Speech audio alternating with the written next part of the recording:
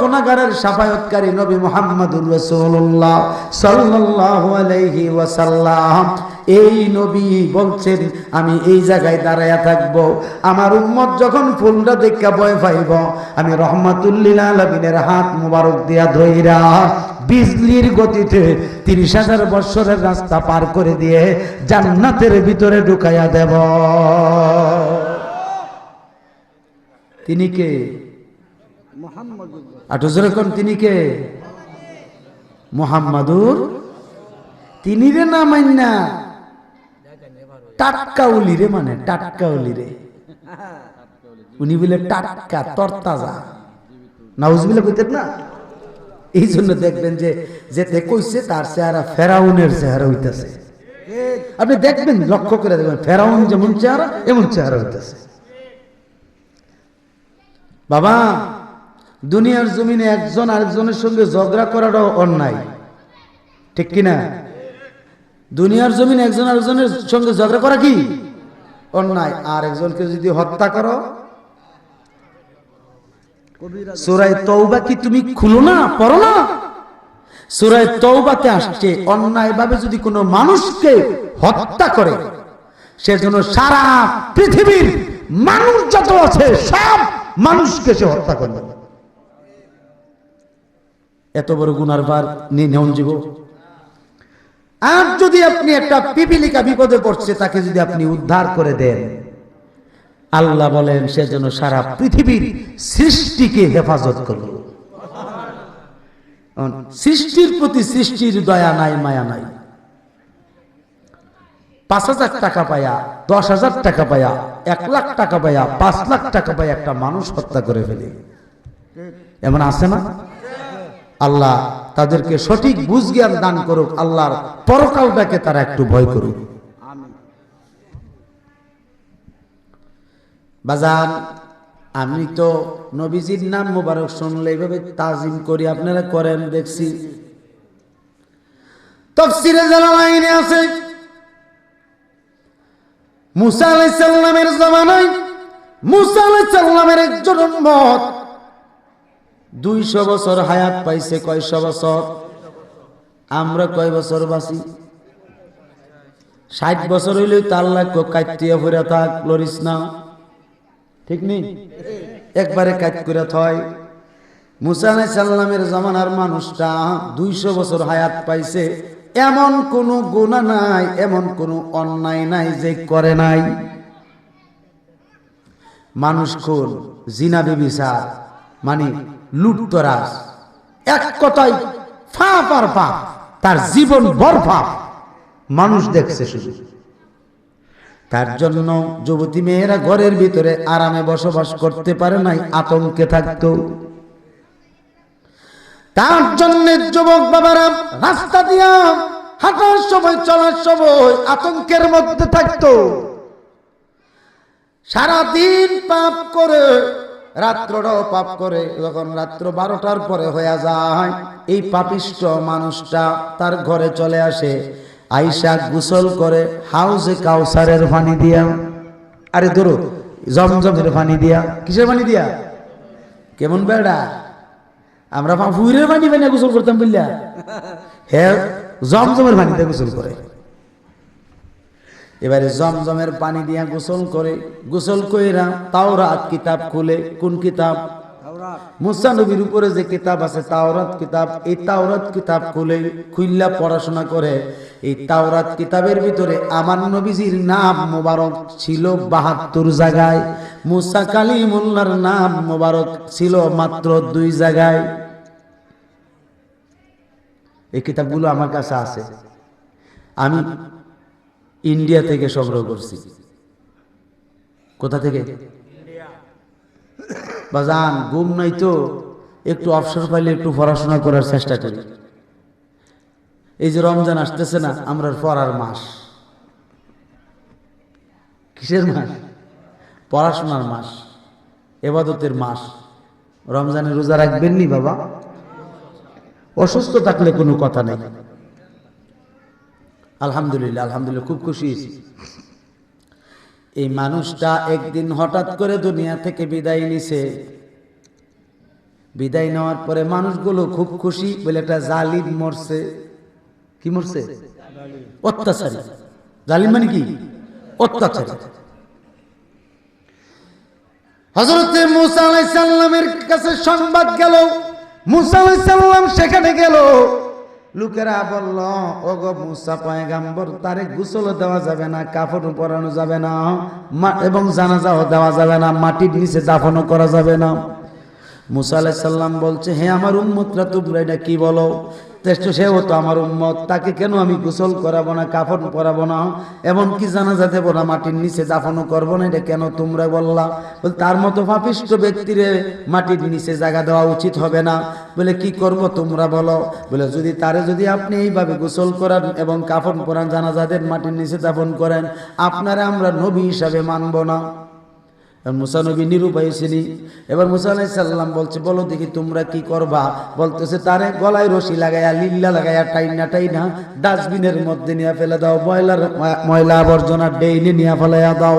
যেদিন যখন এই কথা শোনার পরে গো, তখন মুসা আলাইহিস সালাম বলছে, ঠিক আছে, এটা করো। এবার লাগাইয়া যখন টাইনা শেষরাইয়া নিচে ময়লা আবর্জনা ডেইনে নিয়ে সুন্দর করে যখন ডেইনে ফেলাইয়া দিল, এই যেই দিন ফেলাইছে, ওই দিন থেকে মুসা আলাইহিস সালামের সঙ্গে আমার আল্লাহ কথা বলেন না, কথাবার্তা বন্ধ করে দিয়েছেন।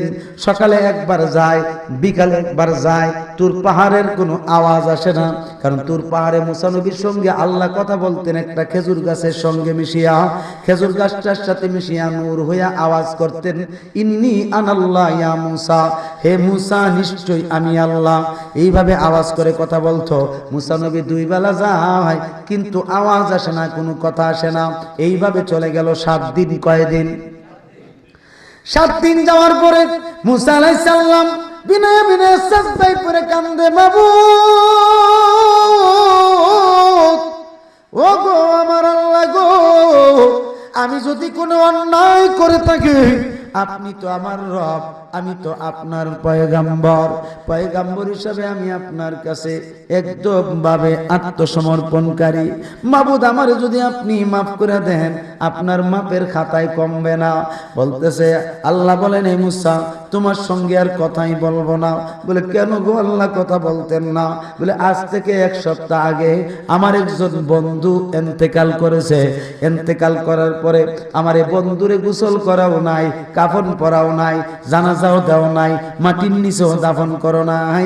যতক্ষণ পর্যন্ত আমার বন্ধুরে উঠাইয়া ওই ময়লার ডেনে নিয়ে যে ফেলাইছ, ময়লার ডেন থেকে উঠাইয়া গোসল করাইয়া, কাফন পরাইয়া, জানাজা দিয়া মাটির নিচে দাফন না করবা, ততক্ষণ পর্যন্ত আমি আল্লাহ তোমার সঙ্গে কথা বলবো না।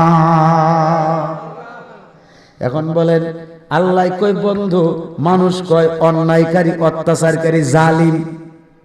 দুটোই তো ঠিক আছে নাকি? মুসা আলাইহিস সালাম ডাক দিয়ে বলে, আল্লাহ, আমার উম্মতরা বলে সে ভালো মানুষ না, আপনি বলেন আপনার বন্ধু, ব্যাপারটা বুঝলাম না। আল্লাহ বলেন, এই মানুষটা অত্যাচারী, জালিম, এটা আমি জানি, আমি দেখছি, আমার দেখা, কিন্তু সে যে আমার বন্ধু এটা শুধু আমি জানি, তুইও জানোস না, আর কেউ জানে না। ঠিক কিনা? মুসা রে, আমি যেটা জানি এটা ব্যাখ্যা যদি তোরে না দেই, তাইলে তুমি কেমনে বুঝবা? বলতেছে, আল্লাহ একটু ব্যাখ্যা দিয়ে দেন। বলে, তোমার উপর আমি একটা কিতাব নাজিল করছি, কিতাবটার নাম কি? বলে, তাওরাত। এই তাওরাত কিতাবে আমার আখিরি বন্ধু কামলিওয়ালার নাম মুবারক আছে 72 জায়গায়, আর তোমার নাম আছে মাত্র 2 জায়গায়। আসেনি? বলে, জি আল্লাহ আছে। এই পাগলায়, এই আমার বন্ধু যদিও অন্যায় করছে 200 বছর এবং অন্যায় অপরাধ করছে, তার কোনো মাফের ব্যবস্থা নাই, কিন্তু সে প্রত্যেক রাত্রে এই গোসল করে করে, এইবার সে কি করত? জমজমের পানি দিয়ে গোসল কইরা সে ব্যক্তিরা কি করত? তোমার তাওরাত কিতাব খুলতো। খুললাম আমার আখিরি নবী কামলিওয়ালা মুহাম্মদুর রাসূলুল্লাহ সাল্লাল্লাহু আলাইহি ওয়াসাল্লামের নাম মুবারক যত জায়গায় পাইছে, তত জায়গায় এই দুইটা আঙ্গুল এইভাবে লাগাইয়া সুন্দর করে এই নাম মোবারক করে পরে চুমু খাইতো, এই বৃদ্ধাগুলো চুমু খাইতো, খাইয়া আমার নবীর তাজিম করতো, তার চোখে লাগাইতো। তার ঈমান ছিল, আল্লাহ আমি যদি অপরাধী না জানি তিনি তোমার কেমন বন্ধু, এই বন্ধুর নামের তাজিম করতেছি, দয়া করে যদি তোমার দয়া হয় আমি পাপিষ্ঠরে তুমি মাফ করে দিও। এইভাবে আমার কাছে মাফ চাইতো প্রত্যেক রাত্রে চোখের পানি ছেড়ে ছেড়ে, কারণ আল্লাহর কাছে সবচেয়ে পছন্দ হলো চোখের পানি। আল্লাহ নিজেই বলেছেন ফালিয়াদহাকু কালিলাহু ওয়া ইয়াবকু কাসীরা, হে বান্দা বান্দি তুমি কম কম হাসো, বেশি বেশি করে কাঁদো। কান্নার পানি আল্লাহর পছন্দ। এই জন্য আল্লাহ বলেন মুসা 200 বছরের অন্যায় আমার হাবিবের নাম মোবারকের তাজিম করার কারণে আমি আল্লাহ মাফ কইরা দিয়া তারে বন্ধুর খাতায় নাম লিখেছি। সে তো আমার নবীর উম্মত না, ঠিক নেই? আমার নবীর উম্মত না হইয়া যদি এই মর্তবা সে পাইতে পারে আমার নবীর নাম মোবারকের তাজিম করার কারণে, আমরা তো এই নবীর উম্মত, ঠিক নেই বাবা? আমরা যদি ইয়াকিন বিশ্বাসের সাথে মুস্তাহাব আমলটা করি, এই মুস্তাহাব আমলটা করি, তাইলে আমরা রে আল্লাহ মাফ করতে পারে কি পারে না? দুই হাত তুলে বলেন পারে কি পারে না? আর আওয়াজ করে বলেন পারে কি পারে না? আমরা তো উসিলার দরকার। এই জন্য আমি অনেক সময় বলে থাকি, আমি নবী না চিনিলাম কি যে ভুল করিলাম, নবী না চিনিলাম কি যে ভুল করিলাম, বাসনে ঢালিলাম ঘি মনামার, মানুষ হইয়া ভবেতে আসিয়া মানুষের করিলাম কি। আমার বাল্যকাল গেল হাসিতে আর খেলিতে, যৌবনকাল গেল রঙে, ঠিক কিনা গো? আমার বাল্যকাল গেল হাসিতে আর খেলিতে, যৌবনকাল গেল রঙে, আমি সুরস ফেলিয়া কুরস খাইলাম, সুরস ফেলিয়া কুরস খাইলাম, কলস করিলাম খালি, মানুষ হইয়া ভবেতে আসিয়া মানুষের করিলাম কে। আমি নবী না চিনিলাম কি যে ভুল করিলাম, নবী না চিনিলাম কি যে ভুল করিলাম, বাসনে ঢালিলাম ঘি মনামার, মানুষ হইয়া ভবেতে আসিয়া মানুষের করিলাম কি। ঠিক কিনা কও? আর জোরে কোন ঠিক কিনা? এখন আসেন আরেকটা কলি আছে, গায়ে দিই, দরকার আছে, বুঝে রাখবেন। আমার এই চুল পাকিবে, আমার এই চুল পাকিবে, দাঁত লড়িবে, সম্বল হবে আমার বাঁশের লাঠি। যেরকম ঠিক নি বাবা? বাঁশের লাঠি লাগতো না? কোন সময় কার লাগে কেউ বলতে? ওরে আমার এই চুল পাকিবে, দাঁত লড়িবে, সম্বল হবে আমার বাঁশের লাঠি। আমি জিন্দেগির লাগিয়া বন্দেগি না করিলাম, জিন্দেগির লাগিয়া বন্দেগি না করিলাম, পরকালে কি হবে আমার গতি। মানুষ হইয়া ভবেতে আসিয়া মানুষের করিলাম কি।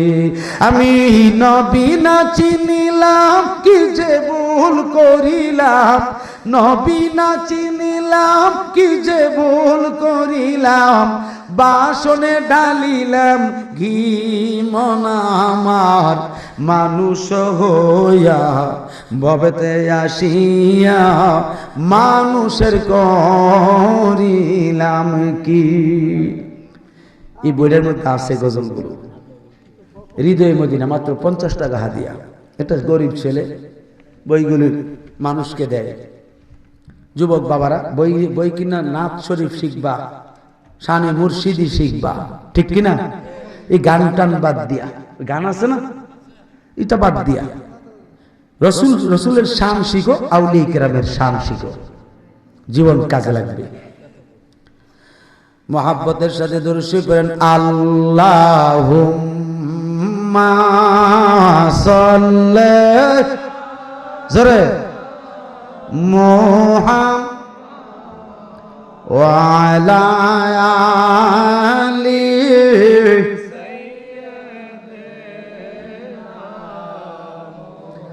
ওয়া আলা আলি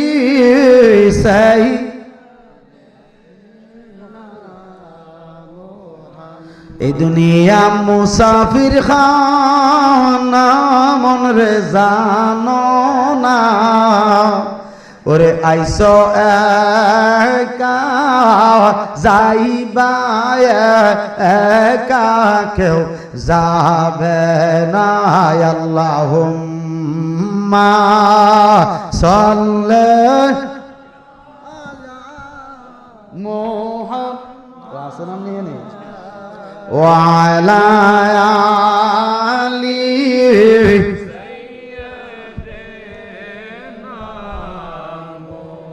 আমার ভাইরা বারাম ও করিমগঞ্জের আশিকের দলে নাম,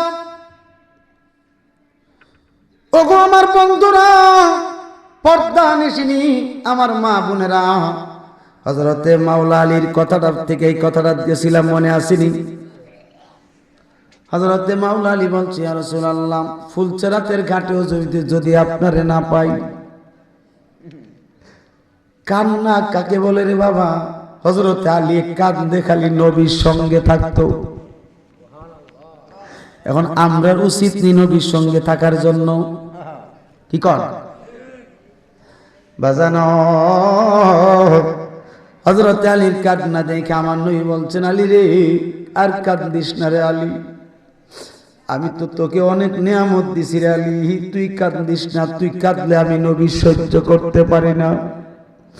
আলী যাও যাও, সব জায়গায় যদি খুঁজে না পাও, জাহান্নামের গেইটে আবার দাঁড়ানো পাইবা। হযরতে আলী কাঁদে আর কয়, নবী গো, আপনি নবী জাহান্নামের গেইটে কেন থাকবেন? জাহান্নামের গেইটে তো থাকবে জাহান্নামের ফেরেশতারা, দারোয়ান মালিক ফেরেশতা, হুজুর সেখানে আপনি কেন থাকবেন? আমার নবী বলেন, আলী তাহলে তুমি শোনো, এই জন্য আমি থাকবো জাহান্নামের গেইটে, আমি দেখবো আমার কোন উম্মতকে নি ফেরেশতারা, জাহান্নামের ফেরেশতারা, আযাবের ফেরেশতারা নি টাইনা টাইনা জাহান্নামের দিকে নিয়ে যায়। আমি আলী দেখবো রে আমার কোন উম্মত নি জাহান্নামে নিয়ে যায়, আমি তখন আমার ওই উম্মতের সামনে দাঁড়ায়া যাব। বলবে, আমি বলবে ফেরেশতারা, আমার এই উম্মতকে তোমরা জাহান্নামে নিচ্ছ কেন? আমি নবীর সামনে আছি। বলেন না সুবহানাল্লাহ। ডাক দিয়ে বলবে, নবী গো, আপনার এই উম্মতের নেকবত ওজন দেওয়া হয়েছে, আপনি তো সেখানে ছিলেন না, আপনার উম্মতের গুনার পাল্লা ভারী হয়ে গেছে, আল্লাহ ডিক্লেয়ার দিয়েছে জাহান্নামে নেওয়ার জন্য। আমার নবী বলবেন, উম্মত হইল আমার সামনে নেকবত ওজন না দিয়া তোমরা সাহস কেমনে হলো এই জায়গায় ওজন দিতাম? যতক্ষণ পর্যন্ত আমার সামনে ওজন না দিবা, ততক্ষণ পর্যন্ত আমি আমার উম্মতের সামনে থেকে সর্বনাশ। এখন ফেরেশতারা বলবে, আল্লাহ এটা কোন বিপদে পড়লাম, এখন তোমার হাবিব তো সামনে দাঁড়ায় গেছে, তুমি ডিক্লেয়ার দিছো জাহান্নামে নেওয়ার জন্য, নেকবত ওজন দিছিলাম, গুনার পাল্লা ভারী হয়েছে দেখা।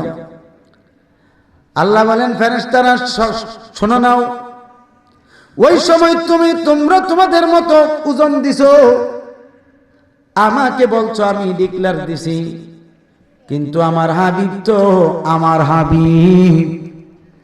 আমার হাবিবের কথাই এখন আমার কথা। আমার হাবিবের সামনে তোমরা ওজন দাও, তাইলেই তো সমস্যার সমাধান। কথা বলো হুজুর, তাইলে আপনার সামনে চলো। নবীজি যাবেন, ওজন দিবে, দেখবে কত সুন্দর করে নেকের পাল্লা পাতলা হচ্ছে, সঙ্গে সঙ্গে আমার নবী পকেট মোবারক থেকে এক টুকরা সুতা মোবারক দিয়ে দিবেন নেকের পাল্লায়, বাড়ি হইয়া জমিনে লেগে যাব। কই লাগবো? আমার নবী বলবেন, এই ফেরেশতা তোমরা কইছো গুনার পাল্লা ভারী, এখন তো নেকের পাল্লা ভারী। হুজুর এটা তো বুঝলাম না, বাড়ি করছে কে? নবীজি। কি দিয়া? ফেরেশতাও দেখছে না, কোন আন্দা দিছে? জিবরাইল দেখছে আর আল্লাহ দেখছে। জিবরাইল কো আল্লাহ ইডা কিতা? কো মাতিস না, চুপ থাক, আমার হাবিবের উম্মত জাহান্নামে যেতে দিবে না, যত বড় গুনাহই থাকুক। তবে তোরা তো জানোস আমি আমার হাবিবের উপর দিয়া কোনো কথা বলি না। সুবহানাল্লাহ বলবেন না? কারণ আমি আল্লাহ নিজেই তো আমার হাবিবের আসে, আমার হাবিব মাসুক, সুতরাং মাসুকের কোনো কর্মে আশেক রাগ করে না, করে নাকি? কথা কইস না, জান্নাতে লয়ে যাবে। এবার ফেরেশতারা জিগাইবে, আল্লাহ আসিল দি গুনার পাল্লা বাড়ি, এমন দিন নেকের পাল্লা বাড়ি হইছে। তাহলে তোরা বুঝতে না রে, আমার নবী উম্মতের দেওয়ানা, উম্মতের দরদি তুমি, তোমার প্রেমের পাগল আমি। বলুন, উম্মতের দরদি তুমি, তোমার প্রেমের পাগল আমি। জন্ম আমার বাংলাদেশে, জন্ম আমার বাংলাদেশে, রেখেছ আমাদের পাগল করে। নবী তোমায় ভালোবাসি, মন হৃদয় উজাড় করে, হৃদয় মাঝে জ্বালায় আমার, দূর হবে তোমার দিদারে, দূর হবে তোমার দিদারে।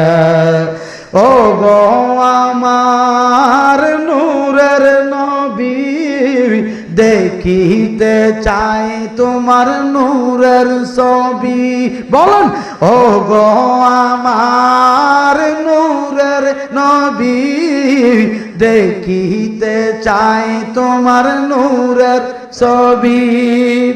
মায়া যদি লাগে তোমার, নাও না মোদের আপন করে।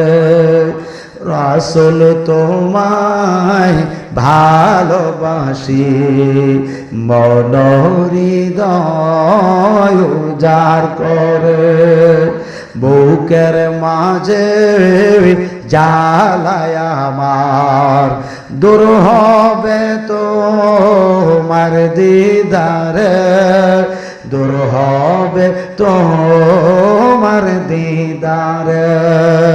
জোরে জোরে বলেন না আল্লাহু আকবার, মুহাব্বতে বলেন না ইয়া রাসূলুল্লাহ। আমার বাবাজির কাছ থেকে 50 টাকা কিন্তু বেশি টাকা না রে বাবা, আপনাদের কাছে যাবে। গরিব ছেলে, বাপ নাই, এতিম, অসুস্থ ছেলে, ভিক্ষা করতে মানা করছি, কারণ কোমরের সমস্যা, বৈশা থাকতে পারে না বেশিক্ষণ, এবং চেয়ারে বসেও কাজকর্ম করতে পারে না। এ বন্ধু, গরিবরে যদি আপনি একটু সহযোগিতা করেন, সামান্য টাকা সহযোগিতা করে, তার সংসারটা বেঁচে যায়। 4 জন ছেলে মেয়ে আছে, একটা ছেলে 3টা মেয়ে তার। এই জন্য আমি অনুরোধ রাখবো রে আব্বাজিরা, জীবনে কোনোদিন নবীর সঙ্গে বেয়াদবি করবেন না, নবীজির তাজিম ঠিক রাখবেন, নবীজির সম্মান ঠিক রাখবেন, ঈমান ঠিক রাখবেন। আপনি কিছুদিন শ্বাস শাস্তি পাওয়ার পরে হলো, অর্থাৎ গুনাহ করার পরে যদি কিছুদিন শাস্তিও পান, আপনি চিরস্থায়ী জাহান্নামী হবেন না, এরপরে আপনাকে চিরস্থায়ী জান্নাতি বানাইয়া দিবে। ইমানের গুণে। কিসের গুণে? ইমানের গুণে। আর যাদের মধ্যে ইমান থাকবে না, মনে করবেন তারা চিরস্থায়ী জাহান্নামী হবে। ঠিক নেই? এই জন্য বাবা নিজেকে কাজে লাগান, আল্লাহ রসুলের মহাব্বতের ভিতরে থাকবেন এবং আহলে বায়তের মহাব্বতের মধ্যে থাকবেন, সাহাবায়ে কেরামের সম্মান এবং মহাব্বতের মধ্যে থাকবেন, জীবন সুন্দর হইয়া যাবে। আল্লাহু আকবার কর। হযরত আলী খুশি হয়েছে, বলছে ইয়া রাসূলুল্লাহ, এই যে জাহান্নামের যে গেটটা আছে, এখানে যদি আমি আপনারা না পাই তাইলে কই পাবো? এবার নবীজি বলছেন, আলী রে, তুমি আমারে জান্নাতে পাইবা। কোথায়? জান্নাতের ভিতরে দেখবা যে আমি আমার জাহান্নামী যত উম্মত আছে সবাইকে সুপারিশ করে জান্নাতবাসী বানায়া আমি আমার উম্মতদেরকে নিয়ে আনন্দ করব। এখন আমি জিজ্ঞাসা করি, এই যে একটা নেক দিছে একজন ব্যক্তি, অর্থাৎ এই যে গুনাহ নেকের পাল্লাটা ভারী করে দিছে নবীজি নিজে সুতা মুবারক দিয়া, ঠিক নেই? যখন নবীজি ডাক দিলেন রিদওয়ান ফেরেশতাকে, এ রিদওয়ান তুমি আসো, আমার উম্মতকে জান্নাতে নিয়ে যাও। আল্লাহু আকবার কর। এবার যখন নিয়ে যাবে, এই ব্যক্তিটা বারবার আমার নবীর দিকে বিনয় বিনয় তাকাইব। ফেরেশতাদেরকে বলবে, ফেরেশতারা রে, এই দয়ালু ব্যক্তিটার সঙ্গে একটু কথা বলার সুযোগ দাও। বলতে যে ঠিক আছে যাও। এবার যাবে, গিয়ে বলবে, কে গো আপনি এমন দরদি? আব্বার কাছে গেছিলাম একটা নেকের জন্য, পরিচয় দেয় নাই। আম্মার কাছে গেছিলাম একটা নেকের জন্য, পরিচয় দেয় নাই। স্ত্রীর কাছে জানে নিয়ে সংসার করছি দুনিয়ার জমিনে, এত আপন। স্ত্রীর কাছে গেছিলাম একটা নেকের জন্য, দেয় নাই। সন্তান সন্ততি এত কষ্ট করে লালন পালন করছি, তাদের কাছেও গেলাম একটা নেকের জন্য, কিন্তু কেউ একটা নেক দেয় নাই। কে আপনি এমন দরদি? একবার বলে, একবার শুধু বলেন। এমন নয় বলেন, উম্মত তুমি বুঝি আমারে চিনো নাই? যেই উম্মতের জন্য 63 বছর জিন্দেগি কাটাইছি, দুনিয়ার জমিনে কষ্ট করছি এবং আল্লাহর প্রত্যেক পরীক্ষায় উত্তীর্ণ হয়েছি, কত আঘাত খেয়েছি রে উম্মত, তুমি কি আমার চিনো না? আমি হইলাম মুহাম্মাদুর রাসূলুল্লাহ সাল্লাল্লাহু আলাইহি ওয়াসাল্লাম, তোমার হাকিকতের মুর্শিদ, তোমার হাকিকতের মুর্শিদ, তোমার হাকিকতের মুর্শিদ। আটো জোরে বলুন না সুবহানাল্লাহ।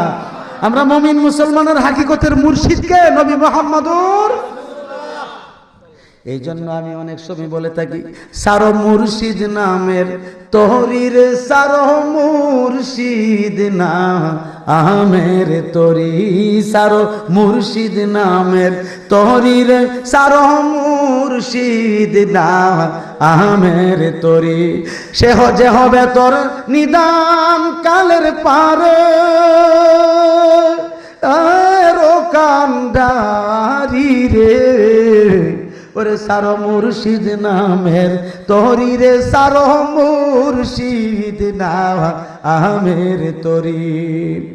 ওরে দুই মনে এক মন মিশাইয়া যাইও প্রেমের পুরি, দুই মনে এক মন মিশাইয়া যাইও প্রেমের পুরি। ওরে মুহাম্মদি পালো রাইয়া গলা, আই পরিও বেরি রে, সারো মুর্শিদ নামের তোরি রে, সারো মুর্শিদ না আমের তরি, সারো মুর্শিদ নামের তোরি রে, সারো মুর্শিদ না আমের। ওরে মুর্শিদের দরবারে যাইয়া তুমি সাজো প্রেম ভিখারি। ঠিক নি বাবা? মুর্শিদের দরবারে গিয়ে বেড়াগিরি করুন জানা, বুঝেননি? হামসে বড় কোন হে এটা বলুন জানা, আমি তো বলতে কিছুই থাকতে পারবে না। এটা হলো মুর্শিদের দরবারে। মুর্শিদের দরবারে যাইয়া তুমি সাজো প্রেম ভিখারি, ওরে পলকেতে পার করিবে তোমার আর ভাঙ্গা তরি রে সারো মুর্শিদ নামের তরি রে সারো মুর্শিদ নামের তরি সারো মুর্শিদ নামের তরি রে সারো মুর্শিদ নামের তরি যে হবে তোর নিদান কালের পারে কান্ডারি রে সারো মুর্শিদ নামের তরি রে সারো মুর্শিদ নামের তরি। জোরে বলুন না মারহাবা। বাজান, মুর্শিদ নামের তরির অর্থ কি? আপনি মুর্শিদের নৌকায় আরোহণ করেন, এই নৌকা মদিনা শরীফ যাবে। কথা বলেন, কোন শরীফ যাবে? এখন যে বীর মুরিদি হারাম ঘোষণা করতেছে, ওলিয়া উলিয়াদের মাজার শরীফ ভাঙতেছে, হিন্দুরা ভাঙ্গে, বৌদ্ধরা ভাঙ্গে, মাথায় টুপিওয়ালা, মুখে দাড়িওয়ালা, পরনে পাঞ্জাবিওয়ালা, ঠিক নি? এখন বলেন আল্লাহর ওলিরা জীবিত না মৃত? জীবিত। তারা দেখে না, বুঝে না। এই সমস্ত মানুষেরা, আমাদের ইয়াকিন বিশ্বাস আছে ওলিদের উপরে যেমন তোমরা অত্যাচার করছো, কোনো একটা দিন, টুডে অর টুমরো, ঠিক কিনা? টুডে অর টুমরো, আজকে না হয় কালকে তোমাদের উপরে মুসিবত আসতে পারে কি পারে না? কেননা আল্লাহ তো নিজে ওয়াদা করছে বুখারী শরীফে, মান আদালি ওয়ালিয়ান ফাকাদ আযানতুহু বিল হারবে, আমার ওলিদের সঙ্গে যারা দুশমনি রাখবে আমি আল্লাহ তাদের বিরুদ্ধে যুদ্ধ ডিক্লেয়ার দিলাম, ঠিক কিনা? যুদ্ধের ডিক্লেয়ার দিলাম। তো আল্লাহর সঙ্গে যুদ্ধ করে পারা কি সম্ভব? কথা বলেন, পারবে? হোমিওপ্যাথিক ওষুধ দেখছি না, হোমিওপ্যাথিক ওষুধ, হোমিও কিন্তু তৎনগদ কাজ করে না, আস্তে আস্তে, ঠিক কিনা? আল্লাহর ওলিদের কাজ ছিল আস্তে আস্তে। আল্লাহু আকবার বলবেন না? একদিন শুনবেন যারা এই অত্যাচার করছে ওলিদের উপরে, আমার বিশ্বাস এরা দুনিয়ার জমিনে কষ্ট করে মারা যাবে। কথা ঠিক কিনা? আমার নবীর এই সম্পদগুলো নিয়েন, এটা বরকতের জন্য ঘরে রাখবেন। এটিতে আপনি লাইব্রেরি পাইতেন না, এগুলো লাইব্রেরি পাইতেন না। এগুলি অনেক বিশেষ করে চট্টগ্রাম থেকে আনা হয়। আর বাংলা বাজারে একটা ব্যক্তি আছে, দাওয়াতে ইসলামে আছে না, এদের কাছ থেকে এগুলি পাওয়া যায়। রাসূলুল্লাহর ব্যবহারের সম্পদগুলো অনেকে মনে করে এটা বেদাত। তা আপনি আন-নি'মাতুল কুবরা কিতাব পড়েন, লিখেছেন ইমাম হায়তামি রহমাতুল্লাহ আলাইহি, আজ থেকে 450 বছর আগে। কয়শো বছর আগের কিতাব? তো 450 বছর আগের কিতাবের কথা মানবো না, তোমার 30 বছরের 20 বছরের আগের কিতাবের কথা মানা? বুঝেন নাই? বুঝি। 1200 বছর আগের কিতাবের কথা মানবো না, তোমার 30 বছর আর 100 বছর আগে 150 বছরের কথা মানা? না, 1200 বছরটা, 1450 বছরেরটা, ঠিক কিনা? এই জন্য বলবো বাবা, হযরতে খালিদ ইবনে ওয়ালিদ রাদিয়াল্লাহু তাআলা আনহু, তিনি 26টা যুদ্ধ জয় করছে নবীজির 2খানা চুল মুবারকের বরকতে। কয়টা যুদ্ধ? 56টার যুদ্ধের ভিতরে 26টা যুদ্ধ জয় করছে। নবীজির 2টা চুল মুবারক টুপির ভিতরে রাখছিল বরকতের জন্য, লোহার টুপির ভিতরে। যে লোহার টুপিটার ভিতরে 22 আটা জায়গা হইতো, আটা। তাহলে টুপিটা কত বড়? আর এই টুপিটা যে মাথাত লাগে, এই মাথাটা কত বড়? হ্যাঁ, এত বড় পাওয়ারফুল সাহাবী, টুপি ছাড়া যুদ্ধে জয়লাভ করতে পারেন নাই। কিন্তু টুপিটা মাথায় দিলে 2টা তলোয়ার এভাবে ফল করা আছে, 2টা, একটা এদিকে আর একটা এদিকে, কেসি কাটার মতো 2টা তলোয়ার রাখতে পারতেন। 2টা তলোয়ারের 2 পৃষ্ঠাতে লেখা আছে 2 লাইন কবিতা আরবিতে। কবিতাটা হচ্ছে আল জাবানাতু বিল আরবে, না, আল জাবানাতু